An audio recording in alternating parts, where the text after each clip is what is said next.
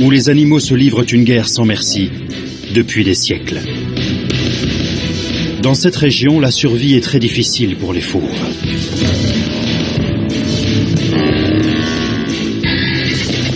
Le terrain est découvert et aride, et les proies imposantes. Les prédateurs de la savane de Savuti doivent être de fins stratèges. Se fondre dans l'environnement n'est pas toujours possible. Seuls les plus ingénieux survivent.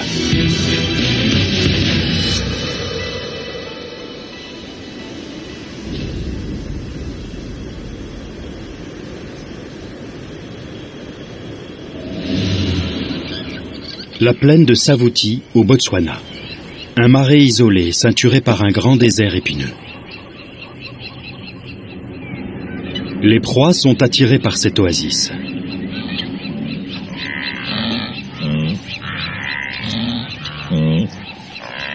Et les lions sont attirés par les proies.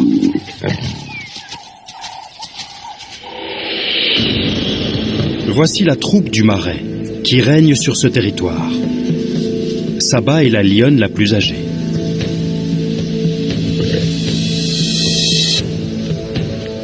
Deux mâles imposants sont chargés de protéger le groupe. Ils sont souvent absents, occupés à défendre leur territoire. Leur principal souci, ce sont les nomades, deux jeunes frères en exil qui chassent sur les terres de la troupe.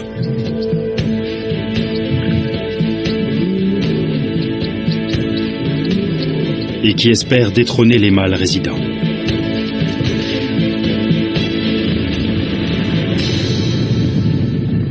Les lions de Savuti se nourrissent principalement de buffles d'Afrique.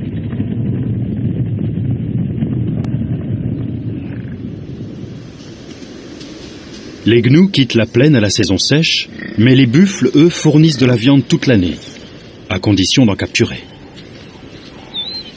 Les lions ne sont pas les seuls fauves à chasser ici. À leur insu, une femelle léopard survit sur leur territoire.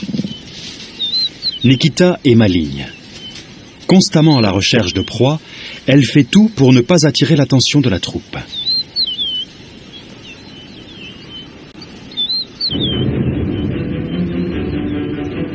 Les deux espèces chassent sur une zone de 5 km².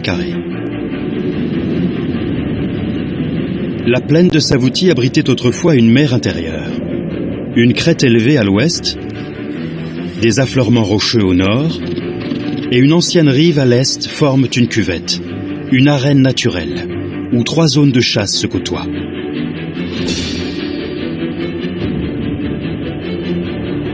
La plaine marécageuse est un terrain aride et plat qui offre peu d'abri. Les animaux doivent la traverser pour accéder au point d'eau. À l'est, les arbres facilitent les embuscades.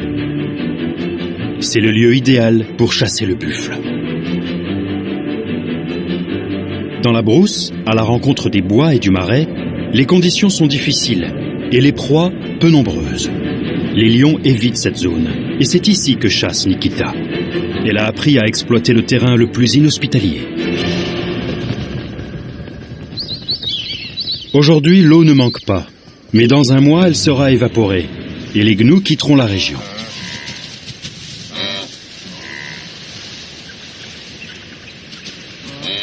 Saba veut en capturer un avant leur départ. Un gnou est une proie plus aisée qu'un buffle.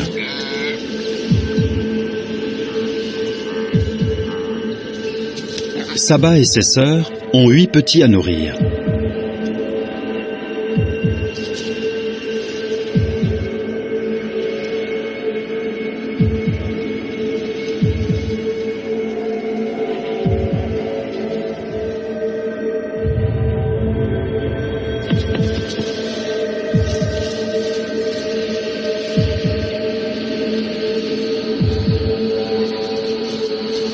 Les mâles résidents sont en patrouille, alors Saba recrute l'aide des lionceaux les plus âgés.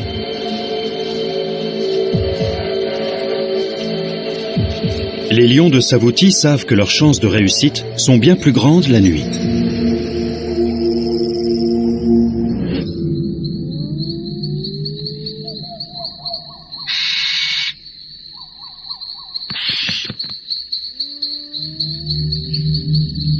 La vision nocturne des gnous est aussi pauvre que celle des humains.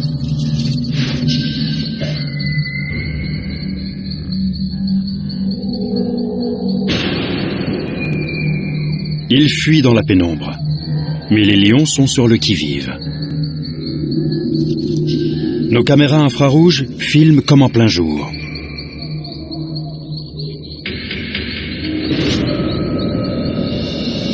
Dans la plaine marécageuse, les gnous peuvent partir dans n'importe quelle direction.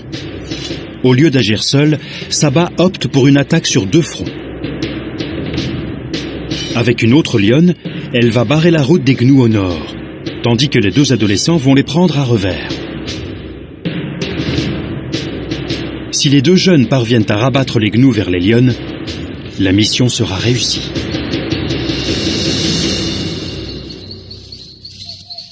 La troupe se met en place.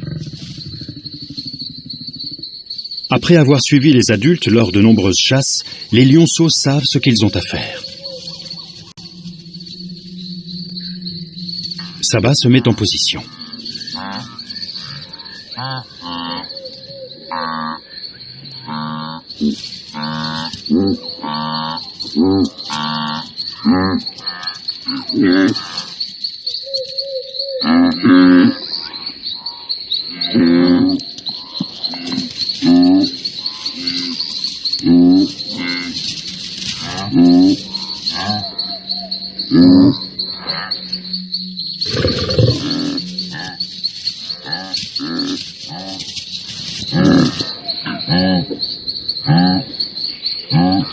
Un premier lionceau passe à l'action. Le second rabat les gnous vers Saba.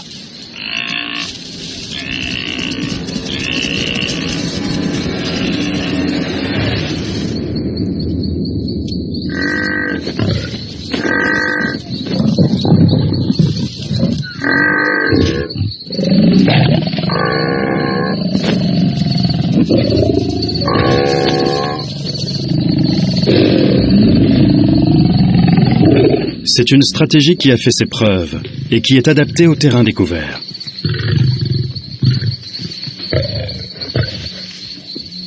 Tout le monde mange, même les plus jeunes.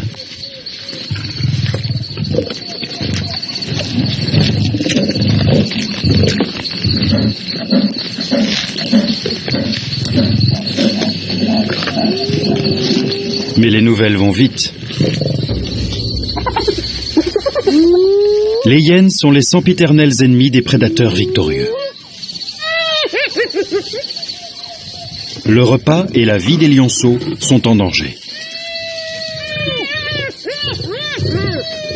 Même si les lions sont plus grands et plus forts, les hyènes sont en supériorité numérique.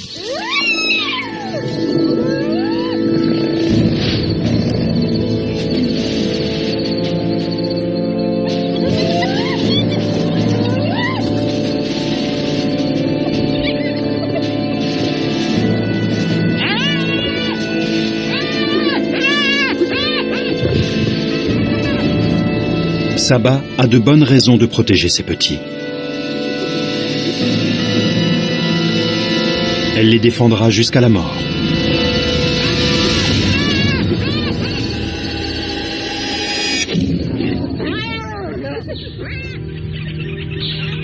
Saba a vaillamment protégé la carcasse et les lionceaux.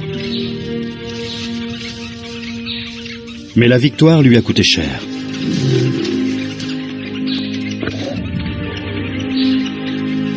Les hyènes ont du répondant et lui ont arraché un lambeau de chair.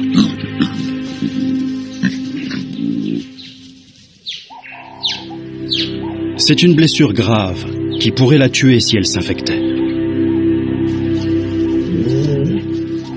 Saba est diminuée et c'est toute sa famille qui est en danger.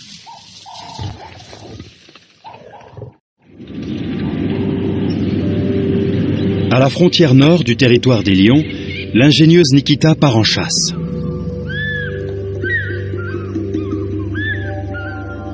Elle est cantonnée aux affleurements rocheux, une zone que les autres fauves évitent. Les proies y sont rares, mais Nikita est particulièrement inventive.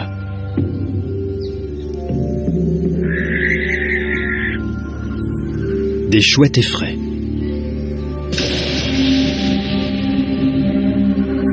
Une proie inhabituelle pour un léopard, mais Nikita ne fait pas la difficile.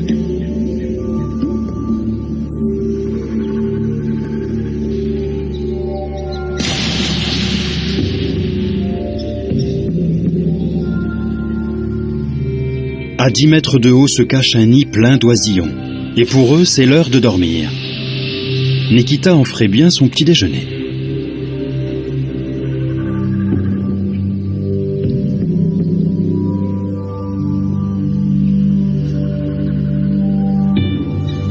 Quelques mètres seulement la séparent d'un repas potentiel. La chasse va devoir se faire à 10 mètres de hauteur. Si Nikita atteint assez vite les premières branches, les chouettes n'auront pas le temps de fuir. Elle va devoir bien calculer son coup.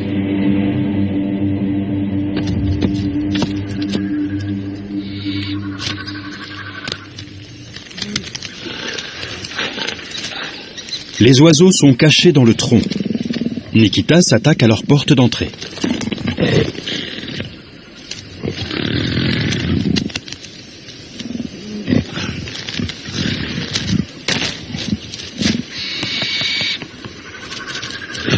Une chouette prend la fuite.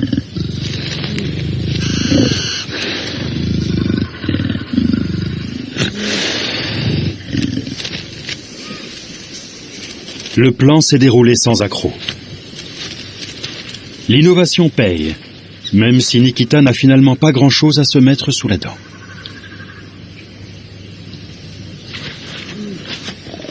Les léopards plument toujours les oiseaux avant de les manger. Sans ce rembourrage, la chouette est tout juste bonne à servir de hors-d'œuvre.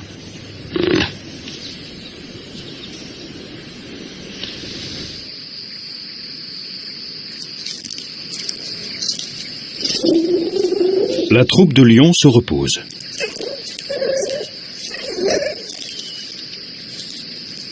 Saba ne doit pas aggraver sa blessure, et c'est l'occasion rêvée pour les lionceaux d'affûter leur talent de chasseur.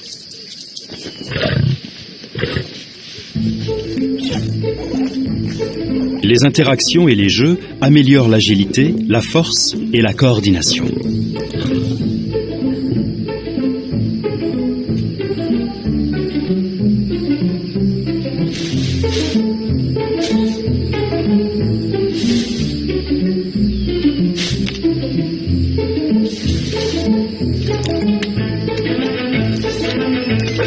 Les grands frères, eux, forgent le caractère.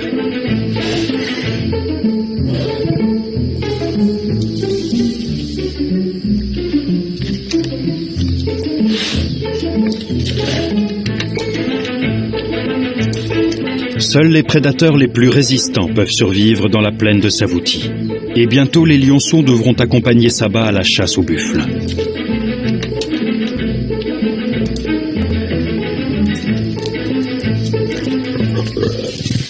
Tout entraînement est bon à prendre.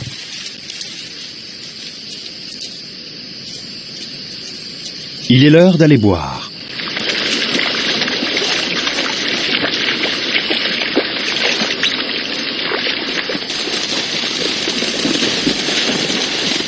Les adolescents ont repéré quelque chose.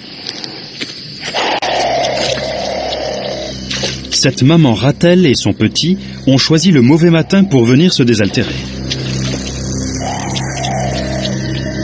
Voilà une occasion pour les lionceaux de mettre en pratique leur apprentissage. Les Ratels sont connus pour ne craindre aucun animal.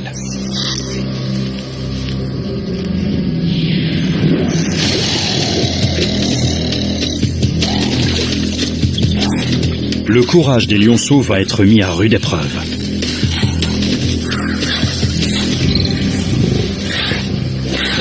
Mais cette mère pourra-t-elle repousser 3 lions?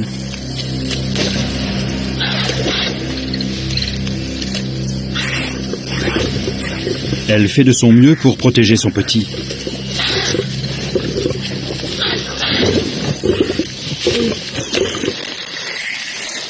Mais ses adversaires sont trop nombreux.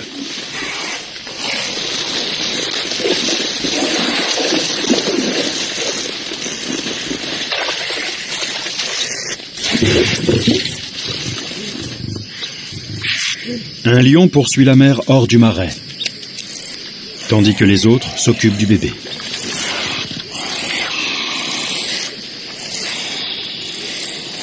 Le ratel a une peau dure comme du cuir et des dents acérées.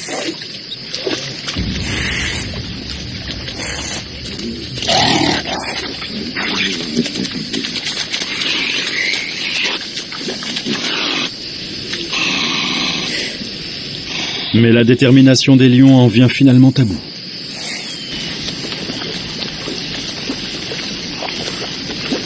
Une vie a été perdue. Mais les lionceaux ont bénéficié d'un exercice très précieux pour de futurs chasseurs.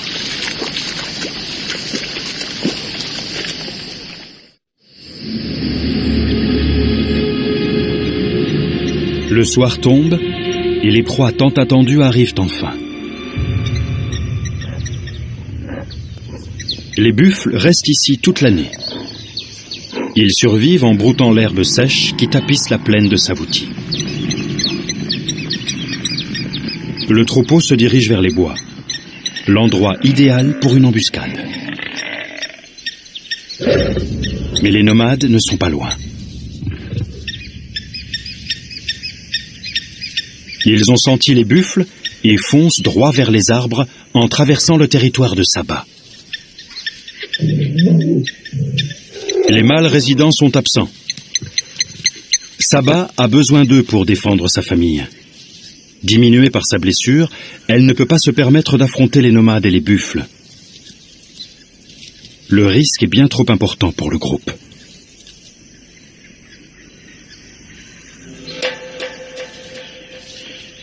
Âgés de 3 ans, les nomades sont déjà des chasseurs intrépides. Ils sont moins doués que Saba, mais ils compensent par leur ardeur et leur absence de blessures.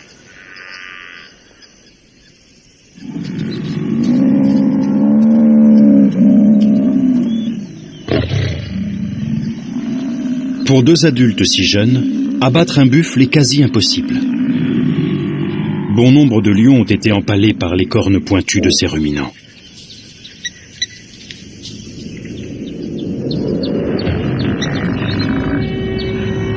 Voilà une proie qui ne se laisse pas faire.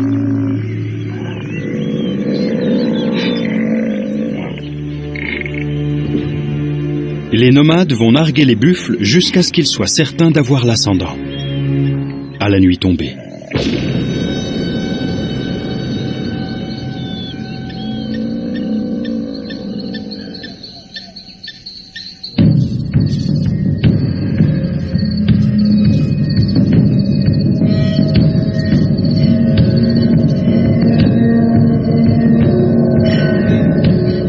Il y a des petits dans ce troupeau.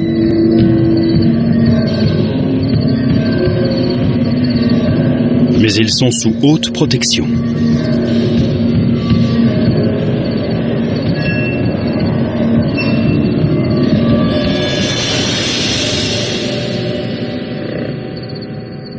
C'est un jeu de patience.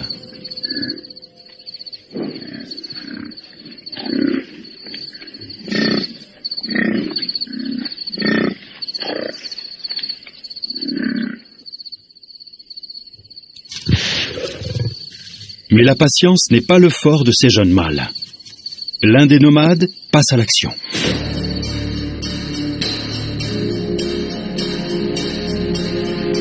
Les buffles voient mal dans le noir.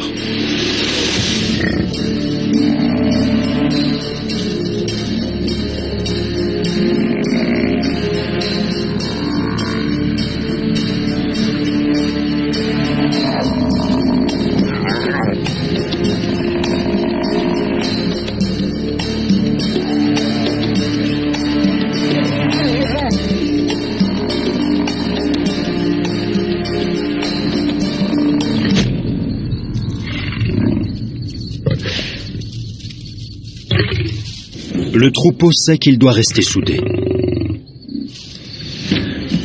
Il retourne vers la plaine marécageuse. Les lions se sont trop investis. Ils n'ont plus le choix.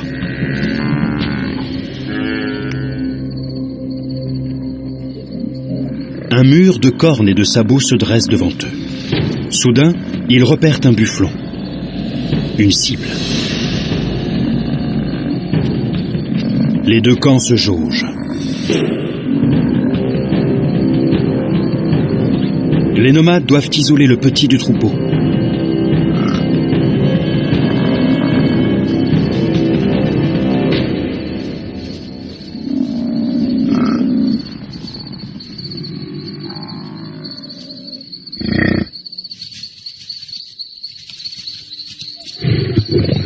Mission accomplie.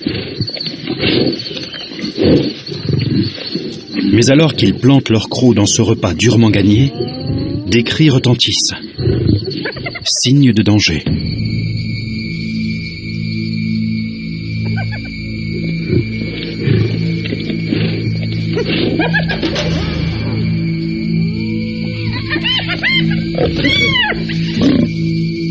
Les deux frères sont encerclés.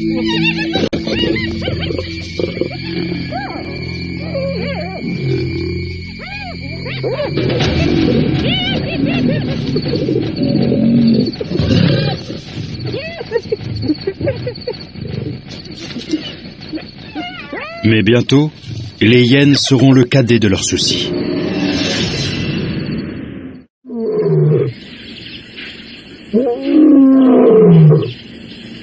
Les mâles résidents sont sur le chemin du retour, prêts à défendre leur territoire.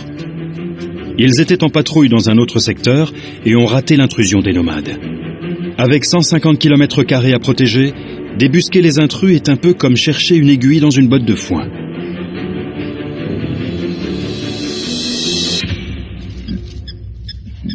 Saba et les lionceaux sont dans la plaine marécageuse, non loin du troupeau de buffles.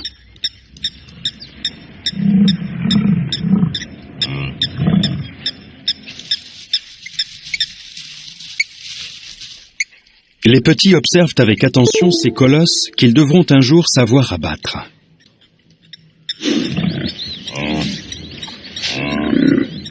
Les lions raffolent des buffles. C'est un mets de choix, mais pour lequel le prix à payer peut être élevé. Les nomades l'ont constaté, les buffles ont tendance à foncer dans le tas. En plus de leurs redoutables cornes, un blindage solide protège leur crâne.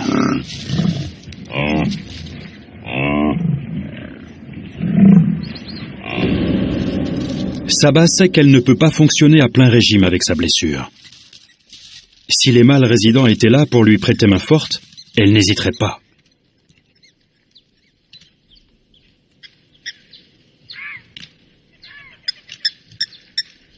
Le prochain repas devra attendre encore un peu. Après avoir dévoré la chouette, Nikita change de secteur.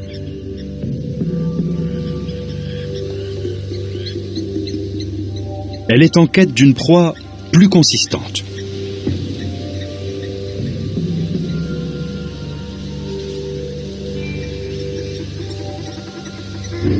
Des pintades.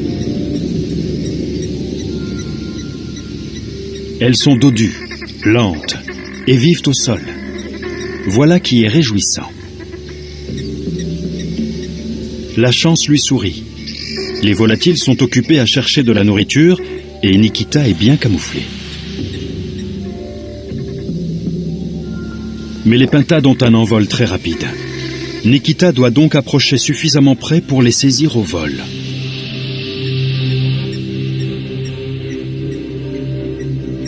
Sa fourrure tachetée l'aide à se fondre dans l'environnement. Les pintades sont près de la rivière, à 18 mètres de l'eau. Au lieu d'avancer parmi les arbres, Nikita compte approcher par en dessous, dissimulée par la berge. Puis elle bondira avant que les oiseaux ne s'envolent.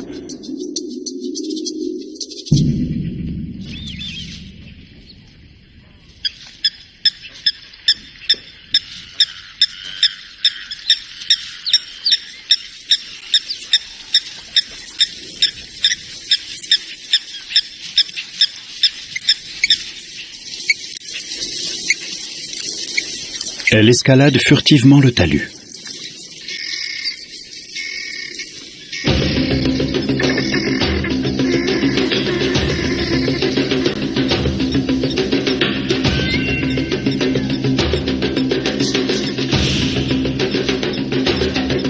Plus que 10 mètres. Le terrain est plat, idéal pour attaquer.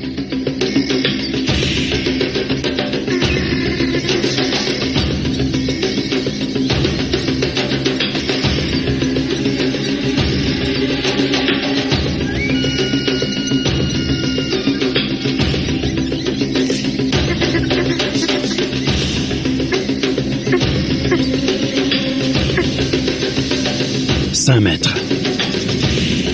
Les pintades continuent de gratter la terre. Nikita n'est plus qu'à quelques mètres de sa cible. Les oiseaux ne l'ont toujours pas remarqué.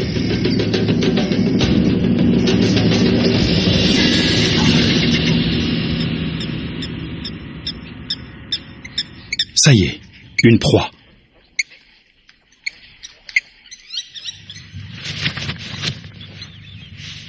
Encore un repas qui doit d'abord être plumé, mais le léopard ne fait pas la fine bouche. Mieux vaut ça qu'un ventre vide.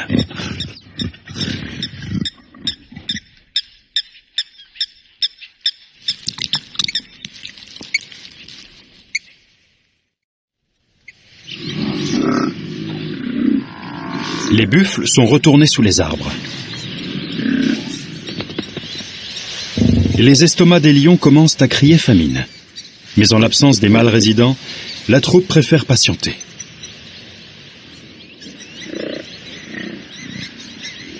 Les nomades, eux, repassent à l'action. Ils pénètrent davantage sur les terres de Saba. Confiants, ils avancent droit vers les buffles, en plein jour cette fois.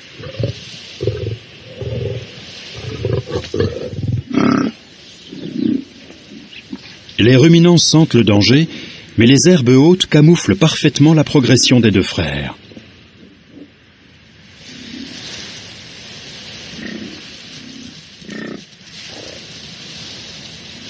Un buffle est à la traîne.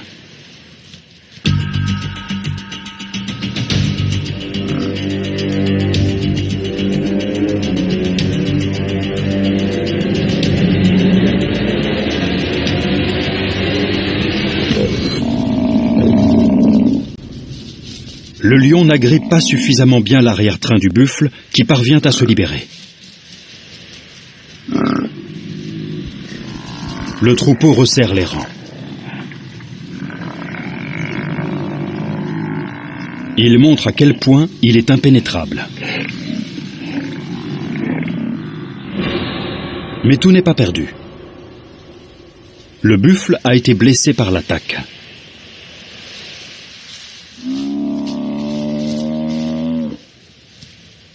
Il n'ira pas loin avec un tendon déchiré. C'est du tout cuit pour les nomades, et ils le savent.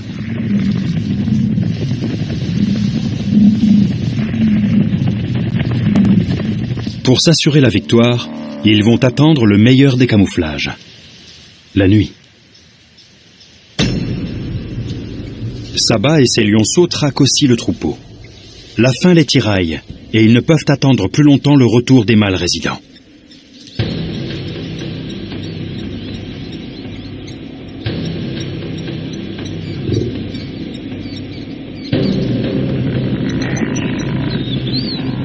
Mener une attaque de jour sera difficile, mais la présence de bufflons est trop alléchante.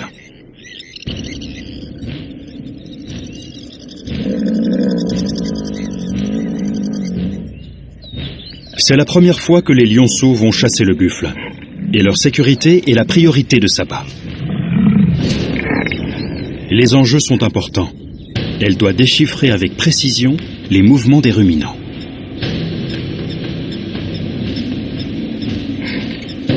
Un lion se cache derrière elle, mais il n'y coupera pas. Toute la troupe devra participer à cette chasse. Puisqu'il fait jour, les lions décident de se cacher sous les mopanes. La stratégie consiste à former un arc de cercle avant d'attaquer.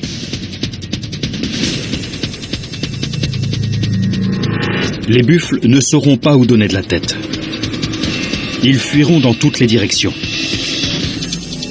Dans la panique, les bufflons seront plus vulnérables. Il est primordial de passer inaperçu sous les arbres. Jamais les buffles ne doivent détecter la présence de la troupe.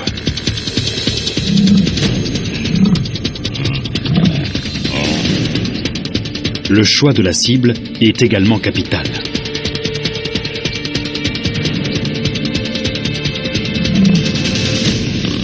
Soudain, un lionceau part avant le signal et trahit la présence du groupe. Saba tente de rattraper son erreur et court au-devant des buffles.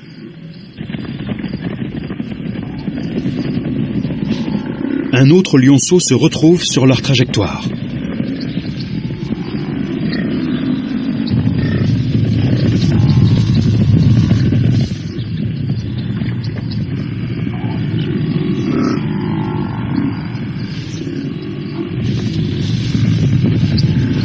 Mais parfois, de l'anarchie naît une opportunité.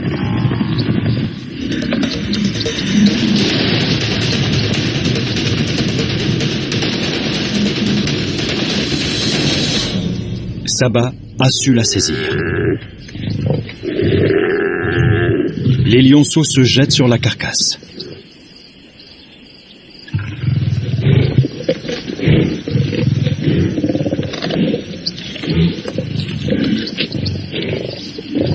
Les nomades ne sont pas loin, et la troupe doit manger en toute hâte.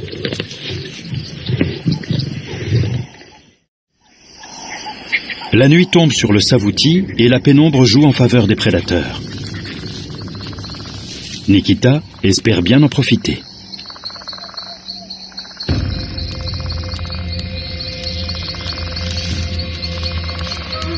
Sa proie est un animal nocturne qui voit de nuit comme en plein jour. Elle va donc devoir se montrer encore plus maligne.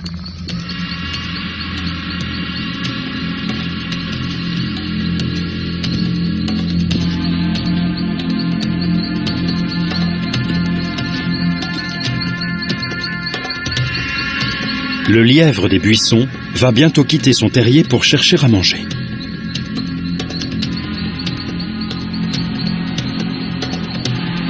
Nikita se poste juste devant la sortie. Elle reste immobile.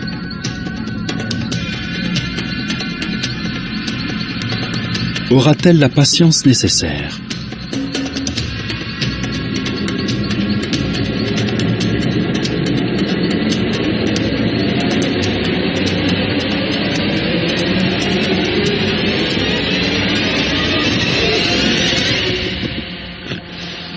L'attaque est menée en un clin d'œil.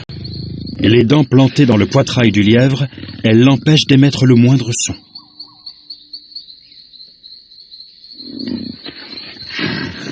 Enfin un repas qui lui remplira l'estomac.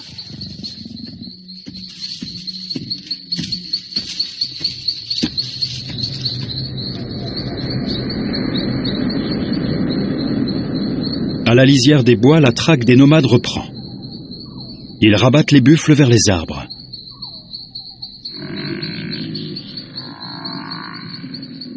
Ces ruminants ne dorment pas la nuit. Ils ont bien mieux à faire.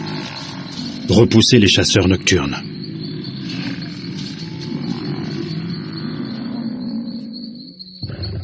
Les deux frères en ont toujours après le buffle qu'ils ont blessé.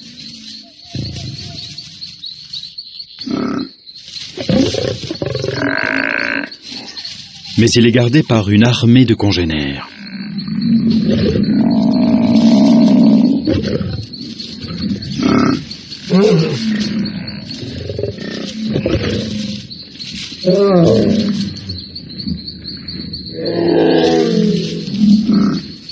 Les nomades n'ont pas vraiment de stratégie.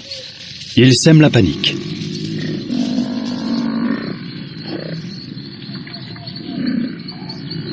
À force d'assauts répétés, le troupeau fuit, abandonnant derrière lui l'animal blessé.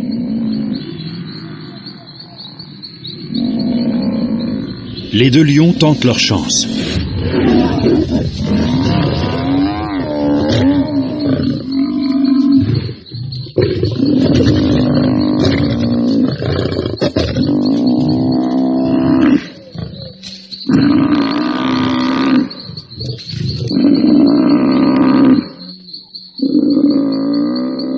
La bataille a été rude des deux côtés.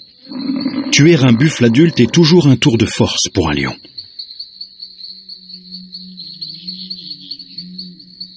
Les deux nomades ont du talent.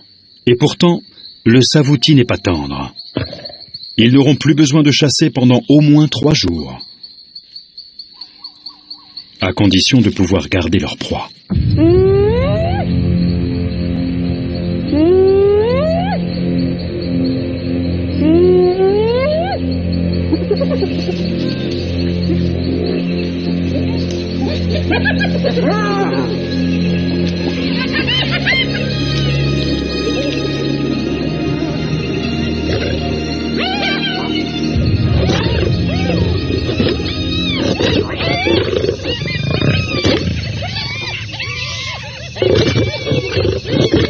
À 2 contre 22 hyènes, le combat est inégal. Les frères sont encerclés. En si grand nombre, les hyènes peuvent déchiqueter un jeune lion.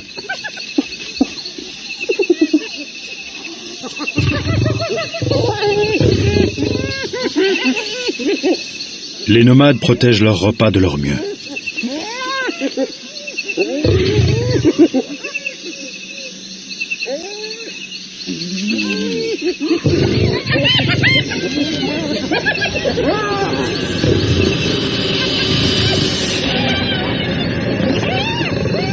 Après avoir traqué ce buffle pendant 18 heures, ils sont bien décidés à garder leur proie.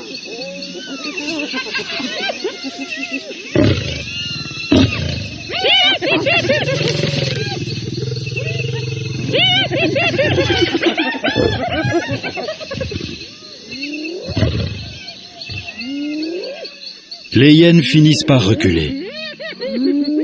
Mais c'est à l'aube que le vrai danger apparaît.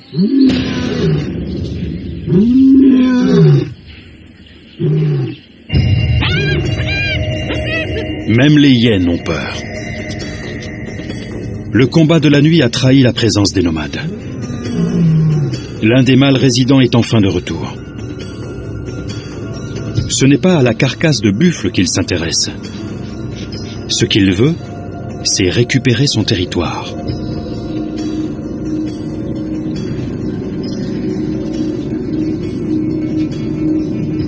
Les nomades n'essaient même pas de défendre leur repas contre ce mâle de 230 kilos. Mais pourront-ils se sauver eux-mêmes? Ils s'éloignent calmement.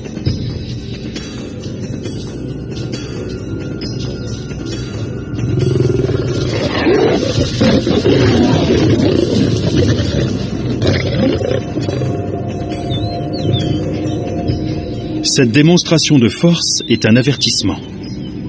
Déguerpissez et pour de bon.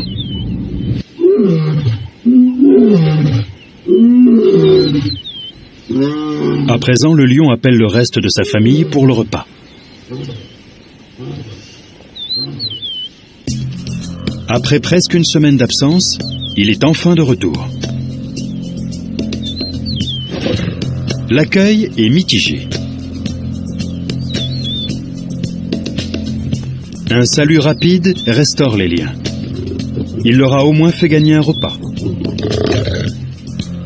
Mais le mâle est toujours prioritaire. Et il ne partage pas facilement.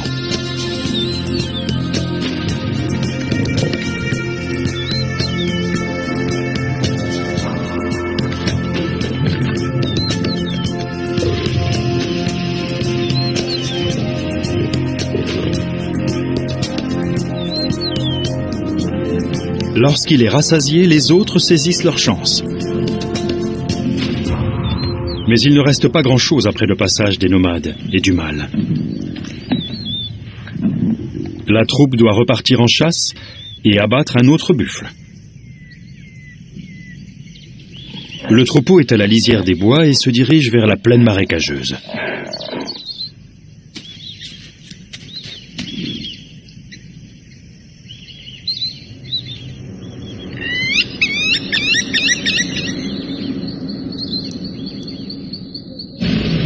Les marais sont le territoire préféré des lions. Désormais au complet, la troupe va agir de concert.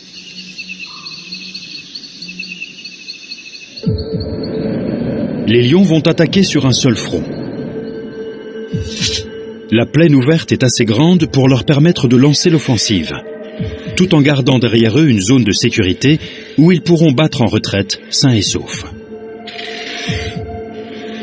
Un front unique leur permet également de s'entraider et d'attaquer par vagues successives afin de se fatiguer moins vite.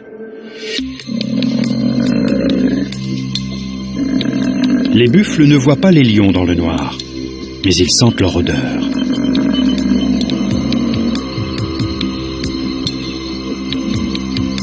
Le troupeau met en place sa stratégie défensive, faire front. En quelques secondes, la tactique des lions s'avère payante. Le groupe tente d'éloigner les buffles de Saba.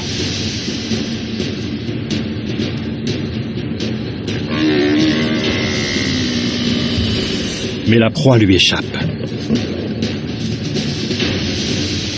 Celle-ci est trop grosse.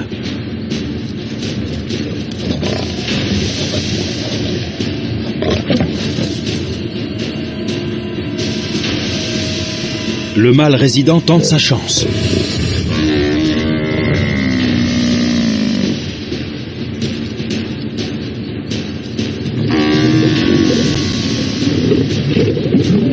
Même sous le poids de 4 lions, le buffle ne cède pas.